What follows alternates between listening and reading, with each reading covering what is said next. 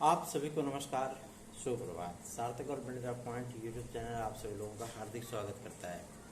Channel पर नए हैं, चैनल को सब्सक्राइब, वीडियो को लाइक शेयर कर दीजिए, बेल आइकन दबा कर रख लीजिए ताकि आपको नोटिफिकेशन मिल जाए और आप उसे शेयर कर पाएँ। खबरों की इस श्रृंखला में आप सभी लोगों से एक महत्वपूर्ण मुद्दे पर अवश्य चर्चा करना चाहूँगा, जो कि संबंधित है शिक्षा सेवा चयन आयोग का, क्योंकि कोर्ट में काफ़ी सारे केसेस लगे हुए हैं टीजीटी पीजीटी 2016-2021 के संदर्भ में भी।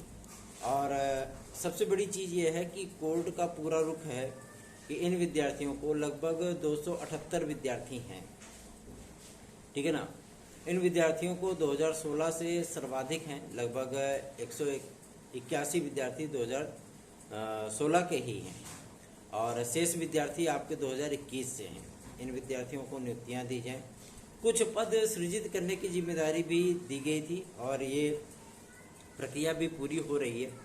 और पद सृजित होने के बाद अब चूँकि अध्यक्ष आएंगे, सचिव महोदय आएंगे, क्योंकि जब उस दिन कोर्ट में हियरिंग थी तो जो माध्यमिक शिक्षा विभाग के वकील नियुक्त किए गए हैं, उन्होंने इस बात को स्पष्ट किया था कि अभी हमारे पास अध्यक्ष नहीं है और अध्यक्ष के आने के बाद हम नियुक्ति प्रक्रिया जो है आरंभ करेंगे।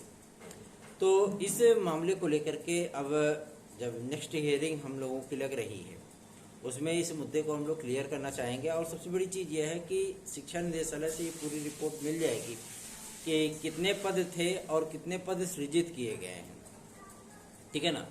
क्योंकि जो याचिगण भाई बहन हैं, उन सभी को नियुक्तियाँ मिलनी है और कोर्ट का स्पष्ट रुख है कि आपकी गलतियां को खामियाजा विद्यार्थी नहीं भुगत सकते, ठीक है ना। भले ही माध्यमिक शिक्षा सेवा चयन बोर्ड समाप्त हो गया हो, भले उसका स्थान शिक्षा सेवा चयन आयोग ने ले लिया हो, लेकिन प्रक्रियाएं तो माध्यमिक शिक्षा विभाग में ही चल रही है ना। तो जाहिर सी बात है एडवांटेज आप लोगों को मिलेगा। और दूसरी महत्वपूर्ण बात ये हो जाती है कि जो टीजीटी पीजीटी 2022 में पदों की संख्या बढ़नी है या बढ़ाई गई है, ठीक है ना, उसमें कितना कुछ हुआ है, क्या चीज़ें एक्यूरेट बैठी हैं, कितने कितने सब्जेक्ट में कितनी कितनी सीटें गई हैं, इन सारी चीज़ों की जानकारियाँ विद्यार्थियों तक आम होनी चाहिए, जो अभी तक खास हैं, ठीक है ना। और ये जानकारियाँ तभी आम हो पाएंगी जब पूरे इकोसिस्टम को, मतलब जो ई पोर्टल लॉन्च किया गया था मुख्यमंत्री महोदय के माध्यम से, उसको और शिक्षा सेवा चयन आयोग की वेबसाइट को एक साथ मर्ज कर दिया जाएगा, ठीक। अभी जो ई पोर्टल लॉन्चिंग हुई थी उस पर केवल अधिकारियों का हक, आम विद्यार्थियों का हक नहीं है उस पर, ठीक है ना। जो अध्याचन आते हैं केवल अधिकारी देख पाते हैं उसको, जो भी माध्यमिक शिक्षा विभाग के या प्राथमिक शिक्षा विभाग के या प्राविधिक के या उच्च शिक्षा विभाग के जो बड़े लेवल के अधिकारी होते हैं, मतलब सचिव स्तर के जो अधिकारी होते हैं, वो केवल वही जो है उसको देख पाते हैं। आम विद्यार्थियों के लिए वो जानकारी है ही नहीं। तो ये सारी चीज़ें जब क्लियर होंगी तभी विद्यार्थियों को पता होगा। लोग कहते हैं कि इसमें 25,000 पद जुड़ने चाहिए, तो ये चीज़ें मैंने क्लियर करने की कोशिश की थी और क्लियर हो भी गई है कि माध्यमिक शिक्षा विभाग से ही इस बात को क्लियर कर लिया गया था, माध्यमिक शिक्षा मंत्रालय से इस बात को क्लियर कर लिया गया था और ये बात स्पष्ट हो गई है कि 25,000 पद किसी कीमत पर नहीं जोड़े जाएंगे, ठीक है ना। और चूंकि असिस्टेंट प्रोफेसर के जो विद्यार्थी कह रहे हैं कि जो नए अध्याचन आए सारे के सारे इसी में जोड़ दीजिए। अब बताइए 1,23,000 विद्यार्थी ही हैं, उसमें भी अगर आपको मिल रहा है 1,017 पद मिल रहे हैं, फिर भी कम नहीं है ना। अब उधर तो देख लीजिए तो 14.5 लाख विद्यार्थी हैं और उसमें पदों की संख्या कितनी मिल रही है उनको, 4,163, है ना। तो उसमें अगर पद बढ़ता है तो उसी का आधार लेकर के आप ये डिमांड कर रहे हो कि इसमें भी पद बढ़ा दिए जाए जो नया अध्याचन आए, तो जाहिर सी बात है थोड़ा सा डिसएडवांटेज तो देखने के लिए मिलेगा ही, ठीक है ना। और सबसे अहम ये हो जाता है कि जो भी पद बढ़ें, कोशिश यही होनी चाहिए कि जनरल कैटेगरी के पद ज़्यादा बढ़ें, क्योंकि उसमें सभी वर्गों का अधिकार होता है, ठीक। और ये मांग हम सभी लोगों ने रखी भी थी कि अनरिजर्व कैटेगरी में पदों की संख्या ज़्यादा बढ़े, रिजर्व कैटेगरियों में जो पद जो अध्याचन आए हैं वही रियलिटी में जोड़े जाएं। ऐसा नहीं कि मतलब किसी में ज़्यादा कर दिया किसी में कम कर दिए गए, क्योंकि जो अनरिजर्व कैटेगरी की सीटें होती हैं वो सभी विद्यार्थियों के पहुंच में होती हैं, चाहे वो ओबीसी हो, एससी हो, एसटी हो, ठीक है ना। और एक नियमावली में परिवर्तन किया गया है माध्यमिक शिक्षा संवर्चन बोर्ड के। वो नियमावली थी कि यदि जनरल की सीट है तो उसमें जनरल कैंडिडेट की ही नियुक्तियां होंगी। ठीक, ये अभी हाल फिलहाल में एक मामला कोर्ट में भी गया था और कोर्ट के सिंगल बेंच ने इस पे आदेश भी कर दिया था कि अनरिजर्व कैटेगरी की सीटों पे रिजर्व कैटेगरी के विद्यार्थियों को नियुक्तियां दी जा सकती हैं। लेकिन उसके बीच में आड़े आ गया माध्यमिक शिक्षा संवर्चन बोर्ड की एक नियमावली, जिसके आधार पर डिवीजन बेंच में जब शिक्षा निदेशालय ने अप्लाई किया तो 2 जजों की पीठ ने उस आदेश पे रोक लगा दी। क्यों? क्योंकि माध्यमिक शिक्षा संवर्चन बोर्ड की नियमावली में अस्पष्टता उस बात को लिखा गया था। ठीक, अब यह मामला उल्टा पड़ गया। अब चूंकि शिक्षा संवर्चन आयोग बना है तो ये चीजें परिवर्तित कर दी गई हैं कि अगर अनरिजर्व कैटेगरी की सीटें रिक्त रह जाती हैं और उस पर रिजर्व कैटेगरी के विद्यार्थी उस क्राइटेरिया में आते हैं तो ये नहीं देखा जाएगा कि वो अनरिजर्व कैटेगरी की सीटें हैं, उस पर केवल अनरिजर्व कैटेगरी का ही अधिकार है। उन विद्यार्थियों को नियुक्तियां दे दी जाएंगी जो रिजर्व कैटेगरी से आते हैं और जो रिजर्व कैटेगरी में होने के उस क्राइटेरिया में आते हैं और उसको अफोर्ड करते हैं। तो ये तो मामला आप लोगों का सॉर्ट आउट हो गया, ठीक है ना। अब दूसरा मामला ये बन जाता है कि तमाम उन मुद्दों को लेकर के भाई परिवर्तन हुआ है तो ठीक है, उसको एक्सेप्ट करना होगा, ठीक है ना। और एक मुद्दा था आप सभी लोगों के सब्जेक्ट कम्बिनेशन का। चूंकि अब नई शिक्षा नीति में किसी प्रकार का सब्जेक्ट कम्बिनेशन का कोई मुद्दा ही नहीं है ना। अब कोई भी विद्यार्थी कोई भी सब्जेक्ट पढ़ सकता है। हाई स्कूल इंटर में 10-10 विषय हुआ करेंगे, कोई विद्यार्थी कुछ भी पढ़े, कोई दिक्कत नहीं। 3 भाषाओं की जो है मतलब वो कर दिया गया है, अनिवार्यता कर दी गई भारतीय भाषाओं की। तो सब्जेक्ट कम्बिनेशन वाला जैसा मैटर जो है वो पूरी तरीके से खत्म हो गया कि अगर किसी विद्यार्थी की एलिजिबिलिटी, मान लीजिए कि हमको अंग्रेजी सही लगती है और हमारी रुचि अगर मैथ में हो गई तो क्या हम मैथ नहीं पढ़ा सकते? ठीक उसी तरीके से अगर किसी के पास वो ज्ञान है कि अगर वो सामाजिक विज्ञान का अध्यापक है और उसे संस्कृत पढ़ाने का शौक है, उसको जानकारी वो पढ़ा सकता है, या अंग्रेजी पढ़ाने का शौक है, उसको जानकारी वो पढ़ा सकता है, तो वो पढ़ा सकता है, कोई दिक्कत नहीं है, भले ही उसने बीएड किसी भी सब्जेक्ट से कर रखा हो। ठीक, तो इस मामले को पूरी तरीके से समाप्त कर दिया गया है और ये बातें क्लियर हो गई हैं माध्यमिक शिक्षा विभाग से भी कि अब विद्यार्थी संबंधित विषय में स्नातक प्लस बीएड उसी विषय में, ये जो क्राइटेरिया था विद्यार्थियों की एलिजिबिलिटी का वो समाप्त कर दिया गया है, ठीक है ना। अब केवल आप सभी लोगों से मांगा जाएगा क्या आप स्नातक हो प्लस प्रशिक्षण आपने प्राप्त किया हो, मतलब बीएड की डिग्री हो, तो उसके बाद मामला आपका क्लियर है। आप किसी भी सब्जेक्ट में अप्लाई करिए, भाई योग्यता होगी तभी तो पेपर दोगे आप, ऐसा तो है नहीं कि बस बैठे और फट से हो गए, है ना। तो ये समस्या जो है सुलझ गई है, सॉल्व हो गई है। और जाहिर सी बात है ये टीजीटी में परिवर्तन हुआ है तो एलटी ग्रेड भी अछूता नहीं रहेगा, इससे एलटी ग्रेड में भी परिवर्तन होगा। और चूंकि जो कंप्यूटर साइंस की योग्यता तय की जा रही है अर्धशासकीय सहायता प्राप्त विद्यालयों के लिए, उसमें बहुत सी टेक्निकल फील्ड के जो नॉन डिग्रियां हैं, ठीक है ना, जिसको अभी तक वैलिडिटी नहीं मिली थी, ठीक है, वो अब यहाँ पे वैलिड होंगे। यहाँ पे वैलिड होंगे मतलब एलटी ग्रेड ऐसे भी वैलिड होंगे।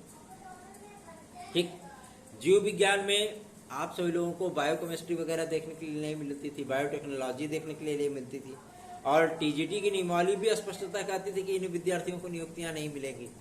लेकिन शिक्षा संवर्चन आयोग की जो नियमावली बनी है उसमें इन्हीं डिग्रियों को भी सम्मिलित किया गया है, ठीक है ना, ऑनर्स वगैरह की डिग्रियों को सम्मिलित किया गया है। तो ऐसे में देखा जाए तो बहुत से विद्यार्थियों को बहुत सारा लाभ मिलने चल रहा है। अगर कुछ एक विद्यार्थियों को छोड़ दिया जाए जो नॉन डिग्री मतलब नॉन बीएड की कैटेगरी में आते हैं, चाहे वो प्राविधिक के हों, टेक्निकल के हों, फाइन के हों, संगीत के हों, फारसी के हों, ठीक है ना, और सिलाई सब्जेक्ट के हों, क्योंकि सिलाई सब्जेक्ट दोनों तरफ से समाप्त कर दिया गया है। ठीक, और कास्ट और शिल्प वाला भी सब्जेक्ट समाप्त कर दिया गया है। और आगामी समय में आप लोगों को जीव विज्ञान जैसा इंपॉर्टेंट सब्जेक्ट भी साइंस के अंदर मर्ज होता हुआ नजर आएगा, ठीक है ना। जो मतलब एक पर्टिकुलर विज्ञान सब्जेक्ट का आता है ना। अभी क्या होता है, टीजीटी और एलटी में जियो बायोलॉजी का जो सब्जेक्ट होता है वो अलग से आता है, टीजीटी और एलटी दोनों में, ठीक है ना। इसमें क्या होता है कि हाई स्कूल लेवल का भी वो टीचर होता है, ठीक। और हाई स्कूल लेवल पे अगर आपने देखा जाए कि क्राइटेरिया समाप्त कर दिया गया साइंस, आर्ट, वाणिज्य, इन सारी चीज़ों का, है ना। जैसे हम जब इंटर में पढ़ते थे, हाई स्कूल इंटर में, तो हमको रुचि थी शॉर्ट हैंड सीखने की, ठीक है ना। जो वाणिज्य कॉमर्स वाले विद्यार्थी हुआ करते थे, जब जाते थे तो हम अगर कोई पीरियड खाली रहता तो जा करके उनको छुप करके देखते थे क्लास के बाहर से कि कैसे सीखते हैं, और कभी कभी मज़ा मिल जाता था तो जा करके उनके साथ बैठते थे, ठीक है ना। अब ऐसी अगर कोई किसी की रुचि है, मान लीजिए कि वो शॉर्ट हैंड उसी बीच में सीखना चाहता है, कॉमर्स पढ़ना चाहता है, तो वो अन्य सब्जेक्ट के साथ उसको भी पढ़ सकता है। तो ये क्राइटेरिया समाप्त हो गया। तो काफ़ी सारे परिवर्तन तो हुए हैं। मान लीजिए कि अगर कोई प्रश्नार्थक है, वो पहले पीजीटी अप्लाई कर लेता था, जीआईसी लेक्चरर अप्लाई कर लेता था, लेकिन अब वो ऐसा नहीं कर पाएगा क्योंकि उसके लिए बीएड अनिवार्य हो गया है, ठीक है ना। अब भाई प्राथमिक से अगर बीएड को बाहर किया गया है तो हर जगहों पर, क्योंकि कोर्ट ने क्या कहा था कि नंबर ऑफ सोर्सेस, हाँ, नंबर ऑफ अपॉर्चुनिटी, ठीक, number of vacancies, number of post, ये ज़्यादा होता है। सर्वोच्च न्यायालय ने इसी को आधार बना करके ही तो बीएड को बाहर किया था, ठीक है। ठीक है, मतलब वो कहते हैं कि हमारा फंडामेंटल राइट्स इससे प्रभावित होता है। लेकिन अगर इस चीज़ को देखा जाए कि नंबर ऑफ अपॉर्चुनिटी, अगर आप अवसरों की बात कर रहे हैं, ठीक है ना, तो अवसर क्या होते हैं, टीजीटी होता है, पीजीटी होता है, एलटी होता है, जीआईसी होता है। 6 साल 8 साल में एक बार वैकेंसी आती है। वैकेंसियों की संख्या कितनी होती है, 5000, 4000, 3000, 2000, 6000, 8000, ठीक। इतने में विद्यार्थी कितने होते हैं, 18 लाख, 22 लाख, 25 लाख, ठीक है ना। अब मान लीजिए कि अगर आपको 4 साल में ही प्राथमिक की एक भर्ती मिलती है जिसमें नंबर ऑफ पोस्ट होती है 68,000, 78,000, 98,000, 1,23,000, ऐसी वैकेंसी होती है, तो किसका ज़्यादा हुआ, ज़्यादा किसका हुआ, प्राथमिक का ज़्यादा हुआ। फिलहाल ये मुद्दा बात का है, उस पर चर्चा करने की आवश्यकता नहीं है। तो इन तमाम चीज़ों को अब क्लियरेंस मिल गया है, और माध्यमिक शिक्षा सेवा अधिनियम 2023 जो बना उसमें इन सभी बातों को मेंशन किया गया है, ठीक है ना। अभी हम लोगों ने क्लियर करने की कोशिश की थी कि एज को मैक्सिमाइज किया जा रहा है क्या टीजीटी और पीजीटी के लिए, तो ये बातें एकदम स्पष्ट कर दी गई कि अभी फिलहाल ऐसी कोई प्रक्रिया न तो संभावित है और न ही प्रस्तावित है, ठीक। तो अभी आप लोगों को रिलैक्स हो जाने की ज़रूरत है, इसमें चिंता करने की आवश्यकता नहीं है। रही बात हमारे एलटी ग्रेड और जीआईसी प्रवक्ता की, तो कल पे सभी की नज़रें हैं, क्योंकि कल उत्तर प्रदेश लोक सेवा आयोग में मीटिंग भी है, साथ ही साथ आपके योगी जी कैबिनेट मीटिंग भी लेंगे। उसमें इन 3 प्रस्तावों को मंजूरी मिल जाए तो मज़ा आ जाए, बापू मजा माचे, है ना। बस आयु सीमा की गणना हो जाए सही से, विद्यार्थियों को एज रिलैक्सेशन मिल जाए, साथ ही साथ जो विद्यार्थी परेशान है कि हमें प्रादेशिक सिविल सेवा परीक्षाओं में अतिरिक्त अवसर मिलेगा कि नहीं मिलेगा, इसकी क्लियरेंस हो जाए। उनके लिए ओटीआर करने की का पोर्टल खोल दिया जाए, विद्यार्थी ओटीआर करने लग जाए। ओटीआर कर लें तो कम से कम उनको एक रिलैक्स हो जाएगा, यहाँ यार चलो ओटीआर कर लिया है, अब हमें अवसर मिल जाएगा, नहीं कम से कम तो एक परीक्षा तो जरूर मिल जाएगी, ठीक। और उसके बाद उनको एलटी और जीआईसी और टीजीटी, पीजीटी और साथ ही साथ खंड शिक्षा अधिकारी वगैरह मिल जाए, तो ये सारी चीज़ें स्पष्ट हो जाएंगी, क्लियर हो जाएंगी। और कल की ही तारीख में आप लोगों के एलटी और जीआईसी पे भी फैसला हो जाना है, क्योंकि स्पष्टीकरण मिल गया है शासन से कि एलटी ग्रेड एक ही चरण में हो, ठीक है ना। मंत्री जी सहमत नहीं है इससे, और शासन भी इससे सहमत नहीं है कि एलटी ग्रेड को 2 चरण में कराया जाए, और ख़ास तौर पर मेंस जो है उसका ऑब्जेक्टिव न करा के डिस्क्रिप्टिव कराया जाए, ठीक है।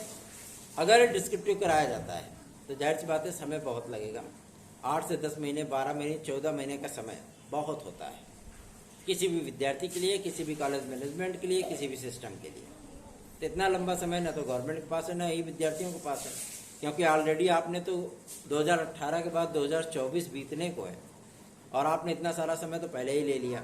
अगर ये प्रक्रिया आपको स्टार्ट ही करनी थी तो 2017 से योगी जी की गवर्नमेंट है, इस प्रक्रिया को आप 2018 के बाद ही स्टार्ट कर देते, ठीक है, 2021 में ही स्टार्ट कर देते, 2020 में स्टार्ट कर देते, कोरोना काल बीता 23 में स्टार्ट कर देते, लेकिन नहीं, उस चीज़ को लटकाए रखा गया और लटकते लटकते इतना समय बीत गया।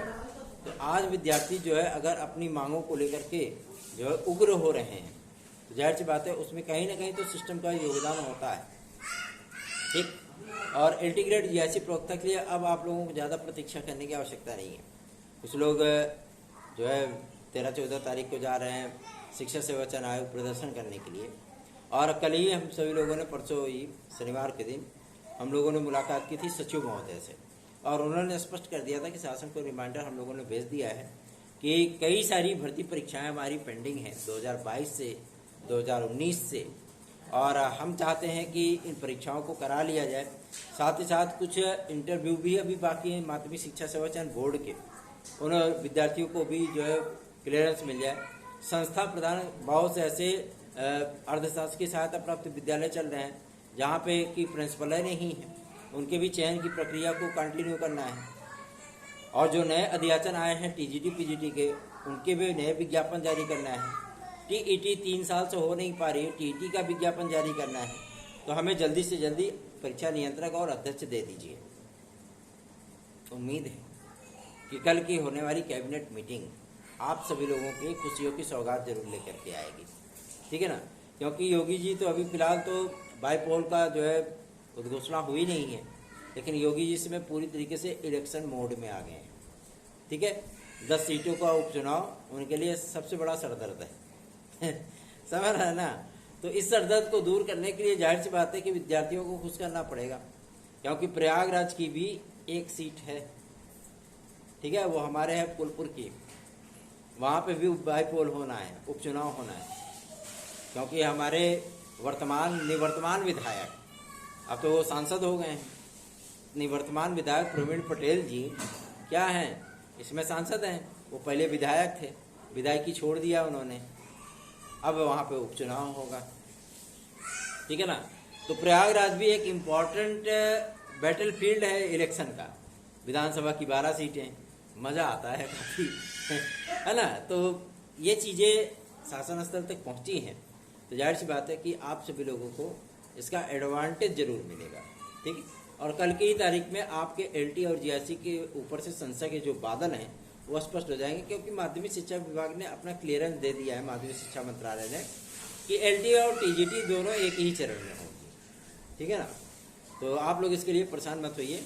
और चूँकि आज भी कुछ एक्टिविटियाँ हैं और कोशिश हम सभी लोगों की यही है कि 13 तारीख तक हमारे अध्यक्ष और परीक्षा नियंत्रक आ जाए, और उम्मीद भी है कि कल की ही तारीख में इनकी नियुक्ति का शासनादेश जारी हो सकता है, ठीक है।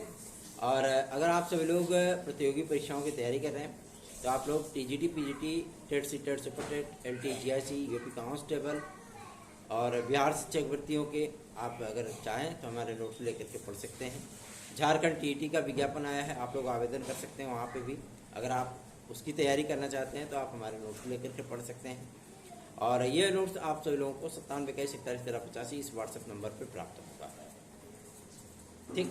तो चिंतित मत होइए, चाहे वो 2022 टीजीटी पीजीटी हो, चाहे वो 2016-2021 टीजीटी पीजीटी हो, चाहे एलटी ग्रेड जीआईसी खंड शिक्षा अधिकारी हो, आप सभी लोगों के लिए हमेशा ही हम अग्रसर रहे हैं, हमेशा ही आप सभी लोगों के मुद्दों को लेकर के ज्ञापन आदि की व्यवस्था किए रहते हैं, और जहाँ भी जरूरी होता है वहाँ मुलाकात का भी दौर होता है, और आप सभी लोगों की समस्याओं को शासन प्रशासन तक पहुँचाने का भी कार्य किया जाता है।